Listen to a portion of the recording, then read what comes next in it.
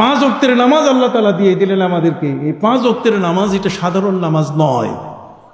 প্রথম থেকেই বলি, বাবা আদম আলাইহিস সালাম তিনি কিন্তু গন্ধম ফল গাছ থেকে পাড়ায় আনেন নাই, গাছ থেকে ছিঁড়ে এনেছেন হযরতে মা হাওয়া।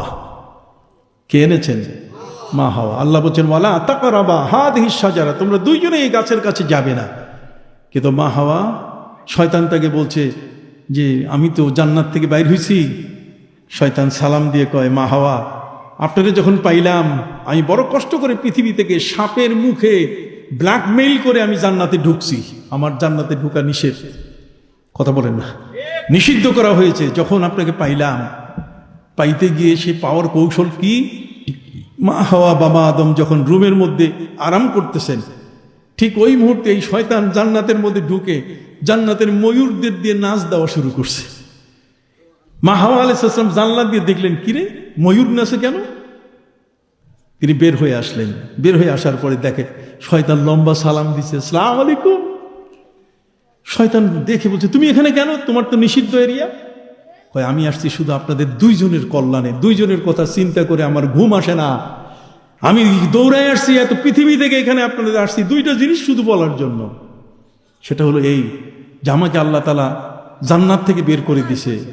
আমি চাই আপনাদেরকে যেন আল্লাহ জান্নাত থেকে বাইর করে না দেন, আপনি জান্নাতে থাকতে পারেন। আল্লাহ তাআলা পরিকল্পনা করেছেন আপনাদেরকে জান্নাত থেকে বের করে দিবে, এই জন্য গাছের কাছে যাইতে নিষেধ করছে। ওই গাছের ফল এনে খান, জান্নাত পার্মানেন্ট রেসিডেন্ট হয়ে যাবে, জান্নাত পার্মানেন্ট থাকতে পারবেন। দেখছেন শয়তানি। আর দ্বিতীয় নম্বর হলো, ওই ফলটা খাইলে আপনারা কেউ বুড়াবুড়ি হবেন না। বুড়াবুড়ি হবেন না, কি চমৎকার মেসেজ! যৌবন আপনাদের ঠিক থাকবে। মা হাওয়া দেখলেন তো এটা খুব দরকার। মাথার চুল যদি না পাকে আর এমনি করে যদি দেহটা যদি নষ্ট না হয়, যৌবন যদি ধরে রাখতে পারি ভালো। উনি শয়তানের কথাই ভুলে গন্ধম ফল নিয়ে বাবা আদমের কাছে এনে দিয়েছেন যে আপনি একটু খান, আমিও খাই। বাবা আদম স্ত্রীর যে খাবারটা, সেই খাবারটা তো সবাই আমরা বিশ্বাস করি, কি বলেন ঠিক না? এখনো আমরা আমাদের ঘরে গেলে আমাদের ঘরের বউ আমাদের স্ত্রী যে খাবারটা দেয়, সেই খাবারটাকে আমরা সাদরে গ্রহণ করি কিনা? না এটা ডাক্তারের কাছে পাঠাই যে ভাই পরীক্ষা নিরীক্ষা করে দেখেন তো আমার বউ বিষ মিশাইছে কিনা। বাবা আদম সেই যুগে এগুলো চিন্তাই করার সুযোগ ছিল না। খুব সংক্ষিপ্তভাবে বলছি, শেষ পর্যন্ত বাবা আদম আলাইহিস সালাম, মা হাওয়া এই ফলটা খাওয়ার সাথে সাথে তাদের গায়ে যে জান্নাতের পোশাক ছিল সব পোশাক কি খুলে গেল। তাদের গায়ের রং পরিবর্তন হয়ে গেল। আগে তো বাবা আদমের সামনে মা হাওয়া দাঁড়াইলে তার দেহের ভিতরে মা হাওয়া তার পুরো চেহারা দেখতে পারতেন, আয়না। বাবা আদমের দেহটা ছিল আয়না, মা হাওয়ার দেহটা ছিল কি? আয়না। একজন আরেকজনের সামনে দাঁড়ালে একে অপরের রূপ দেখতে পারতেন। সুবহানাল্লাহ বলেন। পুরা গায়ের মধ্যে রং নষ্ট হয়ে গেল। দৌড়াতে দৌড়াতে লজ্জা নিবারণ করার জন্য সবার কাছে গিয়ে বলে যে কিছু দাও, আমরা যেন লজ্জা নিতে পারি, ঢাকতে পারি। কিন্তু কেউ কোনো পাতা দেয় নাই। একমাত্র নিম গাছ বাবা আদম আলাইহিস সালামের জন্য 3টা পাতা, মা হাওয়ার জন্য কয়টা? 5টা পাতা দিয়েছে। এর থেকেই পুরুষ যদি মারা যায় তার দাফন হয়, কাফন হয় কয় কাপড়ে? 3 কাপড়ে। আর মহিলা মারা গেলে কয় কাপড়ে? 5 কাপড়ে। বাবা আদম মা হাওয়া জান্নাত থেকে পৃথিবীতে চলে আসছেন। পবিত্র কোরআন মজিদে আল্লাহ তাআলা বলছেন, ফাআসা আদম ওয়ালাম নাজিদ লাহু আজমা। আদম এখানে সীমা লঙ্ঘন করছেন বটে, কিন্তু তার ইচ্ছা ছিল না। ইচ্ছা তো স্ত্রীর। সুবহানাল্লাহ বলেন। বাবা আদম মা হাওয়া দুজনে মিলে পৃথিবীর মধ্যে আসার পরে আল্লাহ তাআলা একজনকে আরেকজনের থেকে এত দূরে ফেলে দিলেন। একজন শ্রীলঙ্কায়, আরেকজন জেদ্দায়। কোথায়? জেদ্দা বুঝেন? জেদ্দা মানে জাদ্দাতুন, মানে দাদি। দাদি, আমাদের দাদি হাওয়া আলাইহিস সালাম ওই জায়গায়। মহিলা মানুষ, তার কবর ওখানে 120 হাত লম্বা। আমি নিজে হাতে তার কবর মাপছি। মা হাওয়া তার কবর আল্লাহ আমাকে মাপার সুযোগ করে দিয়েছেন আমার জীবন। কথা বুঝতে পারছেন? এখনো আছে সেখানে ওয়াহিনা গবর হাওয়া, এখানে হাওয়া আলাইহিস সালামের কবর। মা হাওয়া সেখানে। বাবা আদম শুধু মা হাওয়াকে খুঁজতেছেন, খুঁজতে খুঁজতে 300 বছর শেষ।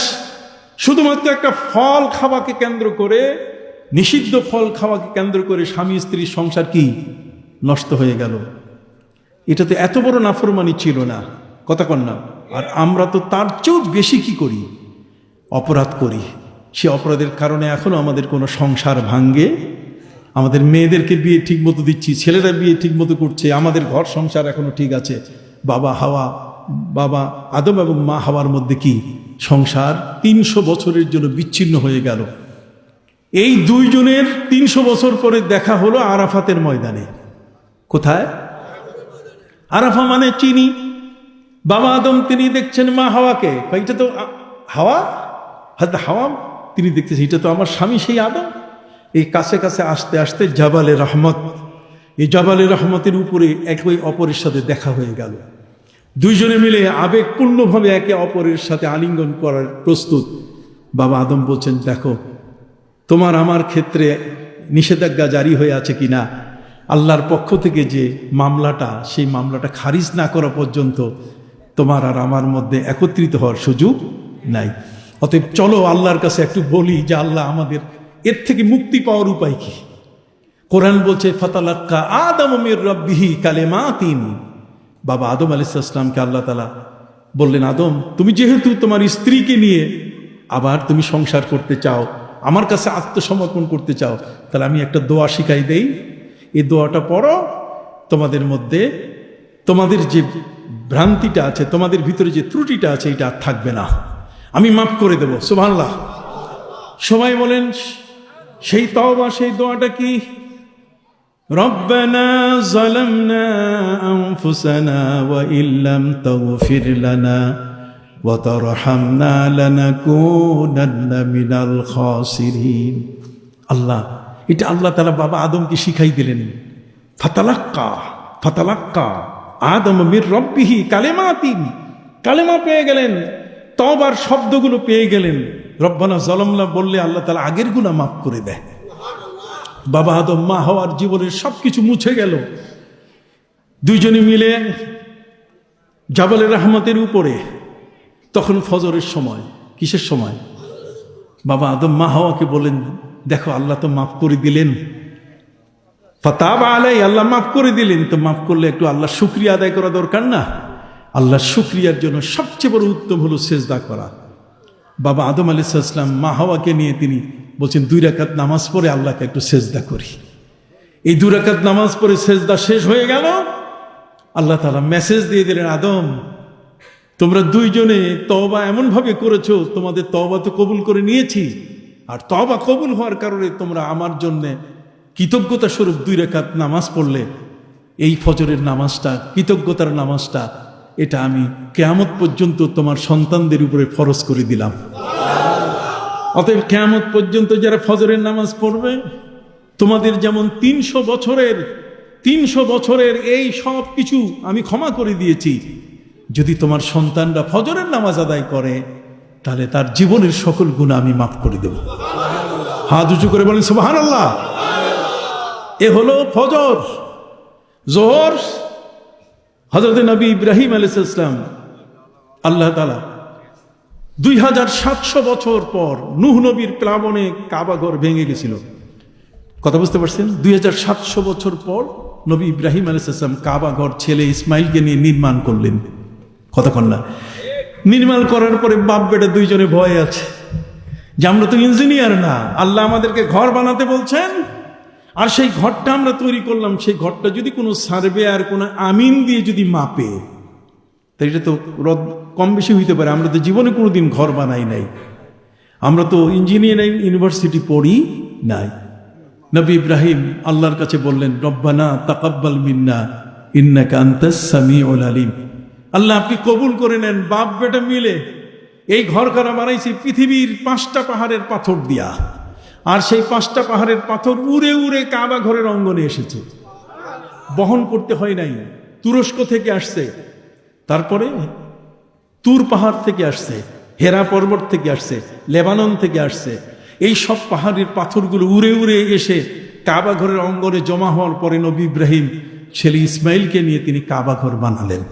এখন আল্লাহর কাছে হ্যান্ড ওভার করার সাথে সাথে আল্লাহ বলছেন, শুধু হ্যান্ড ওভার না, তোমাদের নামে আমি রেজিস্ট্রি করে দিলাম কাবা ঘর, তোমাদের নামে আমি নামজারি করে দিলাম। কোরআন বলছে, ওয়াইজ ইয়ারফাউ ইব্রাহিমুল কাওয়াইদা মিনাল বাইতি ওয়া ইসমাঈল, ইব্রাহিম আর ইসমাইল দুইজনে মিলে 2700 বছর পর হারিয়ে যাওয়া কাবাকে উদ্ধার করে তার উপরে ঘর বানালেন। আল্লাহ খুশি হয়ে গেলেন। নবী ইব্রাহিম যখন জানলেন যে আল্লাহ কবুল করে নিয়েছেন, কোনো কয়রি করেন নাই, কোনো প্রশ্ন তুলেন নাই, তখনই তিনি তার ছেলে ইসমাইলকে বলেন, বাবা চল 4 রাকাত একটু শুকরানার নামাজ আদায় করি, আল্লাহকে সেজদা দিয়ে বলি যে আল্লাহ আপনি গ্রহণ করছেন, এর চেয়ে বড় কিছু নাই। 4 রাকাত নামাজ আদায় করার পর আল্লাহ তাআলা মেসেজ দিয়ে দিলেন, ইব্রাহিম আমার শুকরিয়া আদায় করার জন্য 4 রাকাত নামাজ পড়লে যাও, কিয়ামত পর্যন্ত তুমিও তো জাতির পিতা। কতক্ষণ না, ইব্রাহিম আলাইহিস সালামও কি জাতির পিতা। তোমার বংশে যারা পৃথিবীতে আসবে, সেই পৃথিবীর মানুষগুলো যদি জোহরের নামাজ পড়ে, তাহলে তোমরা বাপ বেটা মিলে এই কাবা ঘর বানানোর যে সওয়াব, যারা জোহরের নামাজ পড়বে তাদের আমল নামায় সেই সওয়াব চলে আসবে। সুবহানাল্লাহ। কি ভাই আপনার রাজি কিনা? জোহর পড়লে কিসের সওয়াব? কাবা ঘর বানানোর সওয়াব। আর ফজরের নামাজ পড়লে কতক্ষণ না, 300 বছর এই যে জীবনের বিড়ম্বনা, যত অপরাধ আছে তার থেকে মুক্তির এক বিশাল ব্যবস্থা। কি? ফজরের নামাজ। ফজর গেল, জোহর বলো গেল, বাকি বলবো? একটু বলে দেই সংক্ষেপে।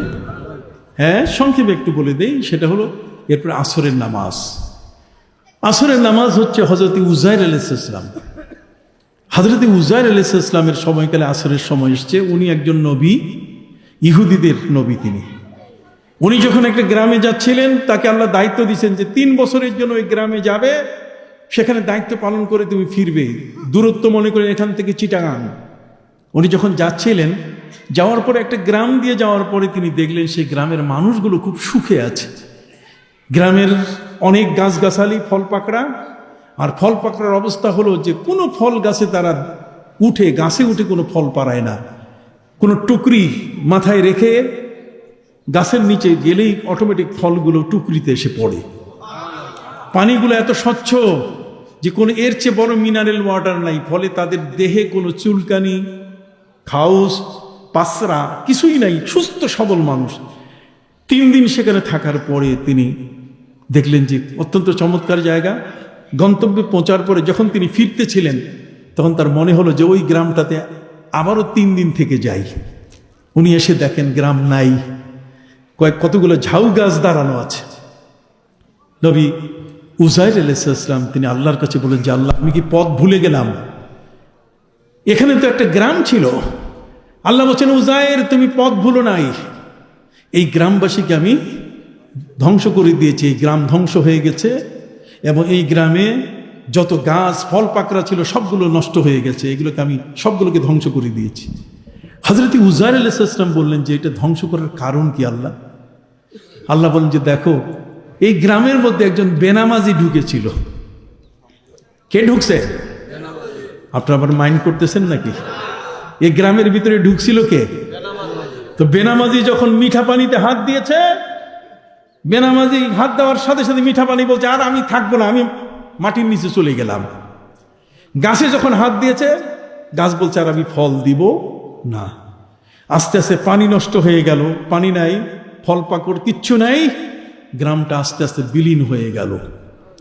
নবী উযাইর আলাইহিস সালাম বলেন যে আল্লাহ, এটাকে আপনি এইভাবে ধ্বংস করলেন, এই গ্রামটা কি আবার নতুন করে কখনো পৃথিবীতে ফিরবে? সেই গ্রামটা কি আরো আসবে? আল্লাহ বলছেন আমি যদি ইচ্ছে করি তাহলে এটা আসবে। নবী উযাইর বলেন যে আল্লাহ, যদি আসেই তা আমাকে একটু দেখান না, আপনার এই ক্ষমতাটা আমি একটু দেখতে চাই। সুবহানাল্লাহ বলেন। এই ভদ্রাসনের মানুষ এই ওয়াজটা মনে রাখবেন, সবসময় মনে রাখবেন, কেউ আপনাকে সহজে বলবে না এগুলো। সম্মানিত সুধী, হযরত উযাইর আলাইহিস সালাম তিনি এমন, তিনি আল্লাহর কাছে বললেন মাবুদ আপনার শক্তিটা দেখতে চাই। আল্লাহ বলছেন আমার শক্তি দেখবা কা? তোমাকে দিয়েই আমি শক্তি প্রমাণ করব। হযরত উযাইর আলাইহিস সালাম তখন একটা গাছের নিচে বসা ছিলেন, তার সাথে ছিল একটা গাধা। কি ছিল? আর কিছু খাবার ছিল, সিরকা। আমরা যেমন পেপসি, মেরিন্ডা খাই না, আছে না, 7 আপ, 10 আপ ইত্যাদি এই ধরনের, এখন আসছে মজো। তো এগুলো যখন আমরা খাই, তো এই সময় সিরকা জাতীয় খাবার তার সাথে ছিল। হযরত উযাইর আলাইহিস সালাম সামনে খাবার, আর গাধাটাকে বেঁধে রেখেছিলেন ওই গাছের একটা শেকড়ের সাথে। এই অবস্থায় আল্লাহর সাথে কথা হচ্ছে। আল্লাহ বলছেন আমি তোমাকে দিয়েই দেখাবো। আল্লাহ তাআলা তাকে মৃত্যু দিয়ে দিলেন। হযরত উযাইল আলাইহিস সালামের মৃত্যু হয়ে গেল গাছের নিচে। আর সেই মৃত্যুটা 100 বছর। জোরে বলেন কত বছর? 100 বছর আল্লাহ তাকে মৃত্যু দিয়ে তাকে তিনি এবার জিন্দা করলেন। 100 বছর পরে আল্লাহ তাকে জিন্দা করে জিজ্ঞাসা করলেন, কামলা বিস্তা, তুমি গাছের নিচে কতদিন থেকে আছো? তখন উযাইল আলাইহিস সালাম দেখলেন ওই সময়টা ছিল আসরের, সূর্যটা হেলে গেছে আসরের সময়। এই আসরের সময় তো দিনের একটা ছোট সময়, কি কোন ঠিক কিনা? উনি আল্লাহর কাছে বললেন, লাবিস্তু ইয়াওমান আও বা'দা ইয়াওম, আমি একদিন অথবা একদিনের কিছু অংশ আমি এই অবস্থায় আছি। আল্লাহ বলছেন না, বাল লাবিস্তা মিয়াতা আমিন সুম্মা বা'সা, তোমাকে 100 বছরের জন্য আমি মৃত্যু দিয়েছি, তুমি 100 বছর এখানে ছিলে। হযরত উযাইর বলছেন 100 বছরের মৃত্যু হয়ে গেল, আমি খবর জানি না। মারা যাওয়ার পরে 100 বছর হয়ে গেছে। 100 বছরে ভাষার পরিবর্তন হয়, ভূমিকম্প হয়, নদী নালার পরিবর্তন ঘটে, কতক্ষণ না মানুষের রূপ চেহারার পরিবর্তন ঘটে। হয়তো উযাইর আলাইহিস সালাম তিনি বলছেন 100 বছর আমি এখানে মরা। আল্লাহ বলছেন হ্যাঁ, বাল্লাবিস্তা মিয়াতা আমিন, তুমি এখানে আছো 100 বছর ধরে। কই আল্লাহ বুঝবো কেমনে? কই ফানজুর ইলা তুআমিকা ওয়া শারাবিকা, তুমি যে খাবার, সেই খাবারটা হাতে নাও, নাকে লাগাও, দেখি তুমি বুঝতে পারো কিনা। খাবার নাকের মধ্যে নিয়ে দেখে যেরকম সেরকমই আছে। 100 বছরে কোনো পরিবর্তন হয় নাই। হযরত উযাইল আলাইহিস সালাম বলছেন যে আল্লাহ কোনো পরিবর্তন তো হয়নি, বুঝবো কেমনে? আল্লাহ বলছেন ওয়ানজুর ইলা হিমারিকা, গাধার দিকে তাকাও। গাধার দিকে তাকাই তিনি অবাক হয়ে গেলেন যে গাধার শুধুমাত্র হাড়গুলো পড়ে আছে, তার গায়েগুলো গোশত নাই। উনি এই হাড়গুলো দেখেই বুঝতে পারলেন যে এই মৃত গাধাটার বয়স, যে মারা গেছে, যে তার মৃত্যুর বয়স 100 বছরের কম হবে না। এর থেকে বিজ্ঞানীরা দুইটা জিনিস বানালো। গাধা থেকে তারা তৈরি করলো ডিএনএ টেস্ট। হাড়ের মধ্যে যদি মেশিন লাগানো যায় তাহলে বয়স বের হয়ে যাবে। এটা শেখা গেল কোরআনের হযরত উযাইল আলাইহিস সালামের সেই গাধা থেকে। আর ফ্রিজে আমরা মাল রাখি না, আমরা সেখানে গোশত রাখি, মাছ রাখি, ঠিক থাকে। ওই যে ফানজুর ইলা তুআমিকা ওয়া শারাবিকা, হযরত উযাইল আলাইহিস সালামের যে খাবার 100 বছরে নষ্ট হয় নাই, এটার থেকে মানুষ গবেষণা করে কি বানাইছে? ফ্রিজ বানাইছে। ফ্রিজও কোরআনের মধ্যে তার সৃষ্টির ইতিহাস, কতক্ষণ না, আর ডিএনএ টেস্টের ইতিহাসও কোথায়? কোরআনে। আপনার হাত উঁচু করে বলেন আলহামদুলিল্লাহ। সেই কোরআন আমাদের উপরে, সেই কোরআনের নবী আমাদের, সেই ইসলাম ধর্ম আমাদের। সুবহানাল্লাহ বলেন। হযরত উযাইল আলাইহিস সালাম ওই সময় তিনি উঠে তিনি 4 রাকাত শুকরানা নামাজ পড়েছিলেন যে আল্লাহ আমি বুঝতে পারি নাই যে মরার পরে আপনি জিন্দা করে দিলেন।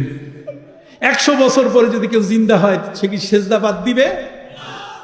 সেজদা করলে আল্লাহ বলছেন এই উযাইর, তুমি এমন ভাবে শুকরিয়া আদায় করলে কিয়ামত পর্যন্ত এই আসরের নামাজের সময় যদি 4 রাকাত নামাজ কেউ পড়ে ফরজ, তাহলে তুমি যেমন 100 বছর মৃত ছেলে, 100 বছরের একটা বিশাল লম্বা হায়াত আমার আল্লাহর পক্ষ থেকে আমি তার জন্য বরাদ্দ করতে পারি।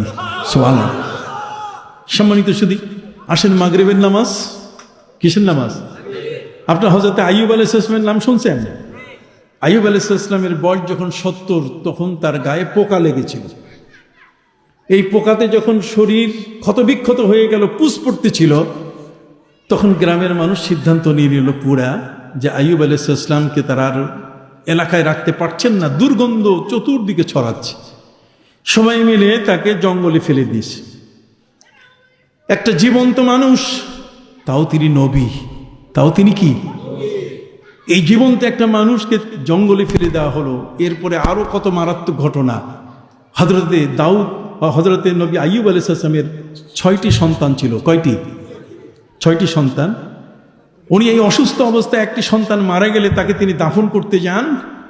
কবরে দাফন শেষ করার পরে উঠে শুনেন আরেকটা ছেলে মারা গেছে।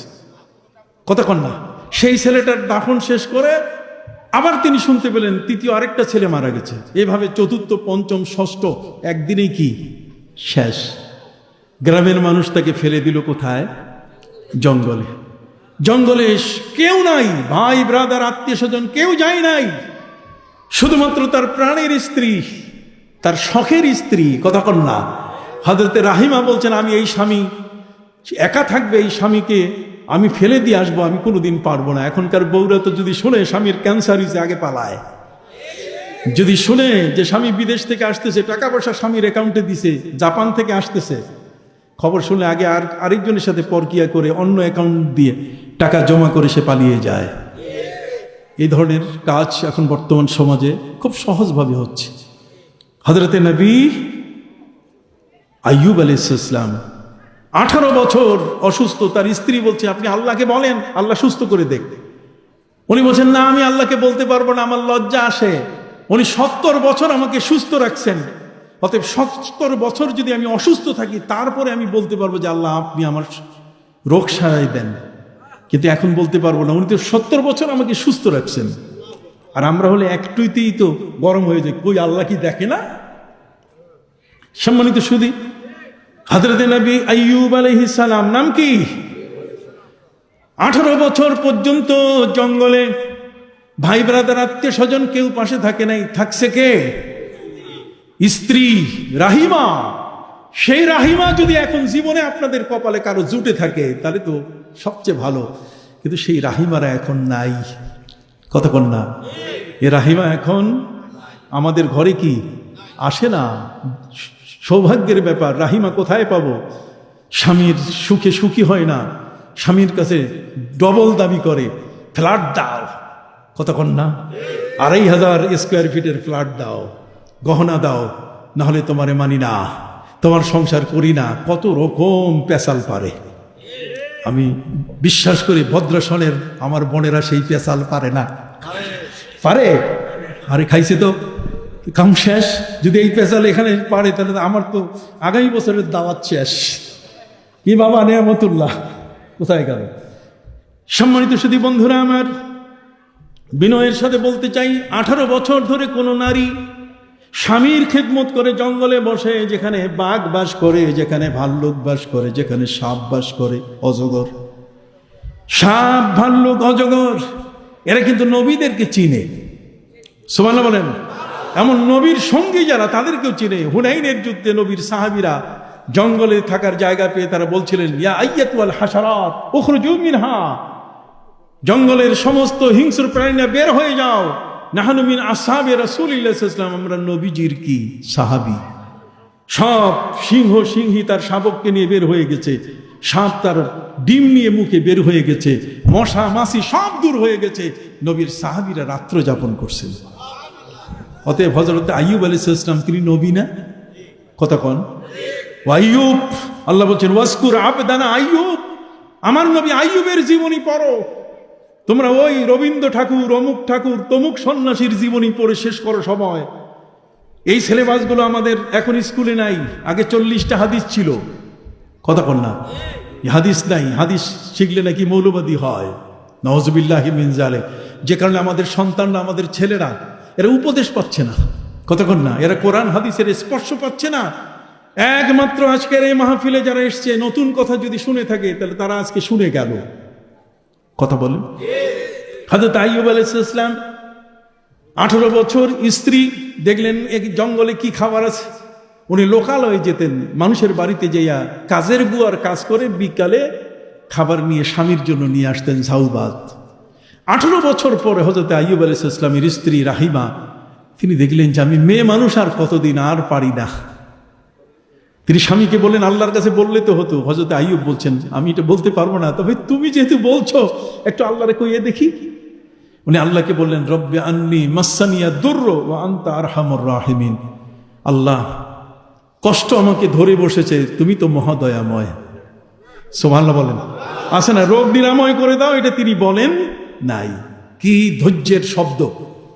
হযরত আইয়ুব আলাইহিস সালামের স্ত্রী রাহিমা 18 বছর যখন পূর্ণ হচ্ছে তখন তিনি ওই যে বাড়িতে কাজ করছিলেন সে বাড়িতে সুন্দর করে ঝাউ ভাত পাক করে নিলেন, যে আজকে আমার স্বামী আইয়ুবকে খাওয়াই দিয়ে আমি তার কাছ থেকে বিদায় নেব, যা আর পারলাম না।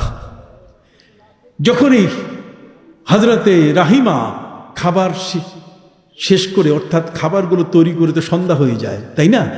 মানুষের বাড়িতে কাজ করলে তো কি হয়ে সন্ধ্যা হয়ে যায়। সন্ধ্যার সময় সূর্য ডুবার আগে আগে প্রস্তুতি নিয়ে আসছেন, আজকে বিদায়ের পালা। আল্লাহ বলছেন, বিদায় নিবা, আমার নবীর খেদমত করছো তুমি, কাজে নবীর সঙ্গিনী তোমাকে বানাই দিছি, আমি তো তোমাকে বিদায় নিতে দিব। গায়ের মধ্যে পচন, গায়ের মধ্যে পোকা, গায়ের মধ্যে পুষ, এই পুষগুলো পড়ছে, এই পুষ পড়ার কারণে তুমি এই গন্ধে টিকতে পারতেছো না। 18 বছর তুমি সেবা করেছো স্বামীর। অতএব আইয়ুমা ইমরাতুন ইদা মাতাত ওয়া জাওজুহা আনহা রাদিন দাখালাতিল জান্নাহ। কোন স্ত্রীর উপরে যদি স্বামী খুশি থাকে, তাহলে ওই স্ত্রী, ওই মহিলা মারা যাওয়ার সাথে সাথে সে জান্নাতে ঢুকে যায়। দাখালাতিল জান্নাহ, কথা বুঝতে পারছেন?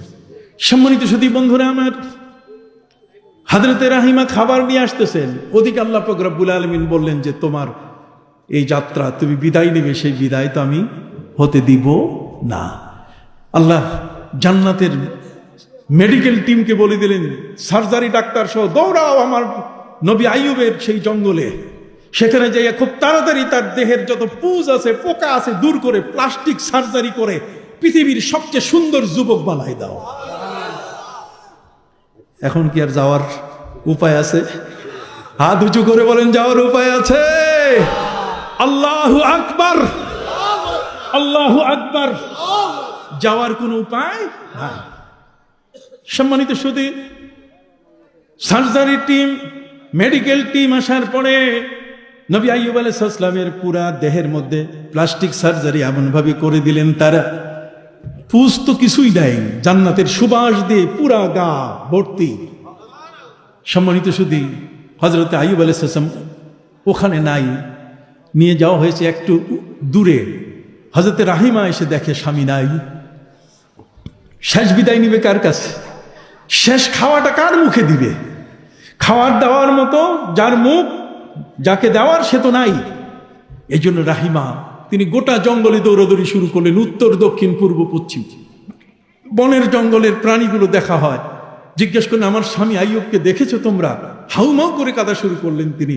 হয়তো বাঘে খেয়ে ফেলছে, কিন্তু বাঘ তো তাকে চিনে, ভাল্লুক তো তাকে চিনে, বনের প্রাণীগুলো, হিংস্র প্রাণীগুলো তো তাকে কি চিনে, চিনলে তো বহু, খাইলে তো বহু আগে খেয়ে ফেলতো। সম্মানিত শুধু এই দৌড়দৌড়ির মধ্যে তিনি হঠাৎ করে দেখলেন একটা গাছের পাশে সুঠাম সুন্দর অপূর্ব রূপের এক যুবক দাঁড়িয়ে আছে। নিজেই তিনি মুখটাকে আড়াল করে জিজ্ঞাসা করলেন, রে যুবক, তুমি কতদিন ধরে এই জঙ্গলের বাসিন্দা? কতদিন ধরে তুমি এখানে বাস করো? আমি তো আমার স্বামী আইয়ুবকে নিয়ে দীর্ঘ 18 বছর এখানে আমি বাস করতাম। আজকে তার কাছ থেকে বিদায়ের পালা। সেই স্বামী আইয়ুবকে আমি খুঁজে পাচ্ছি না, তুমি কি তোমার নজরে পড়েছে? তখন আর আড়ালে থেকে লাভ আছে? যাইয়া উনি ঝাপটিয়ে ধরলেন, আমি তোমার আইয়ুব। হযরতে রাহিমা বলছেন, কি করে এত সুন্দর শরীর? তুমি বোধহয় আজকে কোনো সিদ্ধান্ত নিয়েছো। আমার আল্লাহ সেই সিদ্ধান্ত জেনে ফেলেছেন। সুবহানাল্লাহ বলেন। জান্নাতের মেডিকেল টিম এসে আমার পুরা দেহটাকে, জান্নাতের মেডিকেল টিম এসে এত চমৎকার সার্জারি করে, প্লাস্টিক সার্জারি করে এমন ভাবে সুন্দর করে দেহটাকে, আমার যেখানে যা পুষ পোকা সব দূর করে দিয়ে অপূর্ব সুন্দরের এক চামড়া আমার গায়ে তারা লাগাই দিয়ে গেছেন। আমি তোমার সে আইয়ুব। স্ত্রী স্বামীর এই অবস্থা দেখে খুশি না বেজার? খুশি। হযরত আইয়ুব আলাইহিস সালামকে বললেন, আমি তো খাবার নিয়ে আসছি। হযরত আইয়ুব আলাইহিস সালাম বলছেন, তোমার খাওয়া তো বিদায়ী খাওয়া, এই খাবার এখন খাবো না। আসো, যে আল্লাহ আমাদেরকে সুস্থ করে দিলেন, চলো তার নামে 4 রাকাত নামাজ পড়ি, শুকরিয়া আদায় করি। 4 রাকাত নামাজ পড়া শুরু করলেন স্ত্রী রাহিমাকে নিয়ে। 3 রাকাতের পরে হযরত আইয়ুব উঠতে পারছিলেন না, যেহেতু এইমাত্র সার্জারি হয়েছে, উঠতে পারছিলেন না 3 রাকাতের পরে। আমার আল্লাহ বলে দিলেন, আইয়ুব তোমার উঠার দরকার নাই, তিনেই আমি খুশি আছি, 4 আর দরকার নাই। অতএব কৃতজ্ঞতা স্বরূপ যেহেতু 3 রাকাত এই নামাজ, 4 রাকাত নামাজ, তোমার পরে পৃথিবীতে যে সমস্ত মানুষ আসবে মাগরিবের সময় যদি 3 রাকাত নামাজ পড়ে, 4 রাকাতের সওয়াব তার আমল নামায় লিখে দিব। যারা বলেন সুবহানাল্লাহ। এই মাগরিবের নামাজ চলে আসে, কথা বুঝতে পারছেন? এরপরে আসলো কি এশা। কি এশা? এশা আগের কোনো নবীর যুগে ছিল না। বাবা আদম থেকে নিয়ে হযরত ঈসা পর্যন্ত কোনো নবীর আগে এশার নামাজ ছিল। এশার নামাজ হলেন আমার নবীর যুগে, সুবহানাল্লাহ বলেন। এবং সেটি হলো হযরত আম্মাজান আয়েশার কারণে। কার কারণে? আম্মাজান আয়েশার কারণে। আমার প্রিয় নবী সাল্লাল্লাহু আলাইহি ওয়াসাল্লাম তিনি বলছেন যে এই 4 রাকাত নামাজ ফরজ, এশার নামাজ পড়ে যদি কেউ ঘুমায়, আরো নামাজ তো আছে, অতএব এই এশার নামাজ পড়ে যদি কেউ পড়ে ঘুমায় আর ফজর যদি জেগে উঠে ফজরের নামাজ আদায় করে, তাহলে সারা রাত সে নামাজ পড়েছে, সারা রাত ইবাদত করেছে, এর সওয়াব তার আমল নামায় লিখে দেওয়া হবে।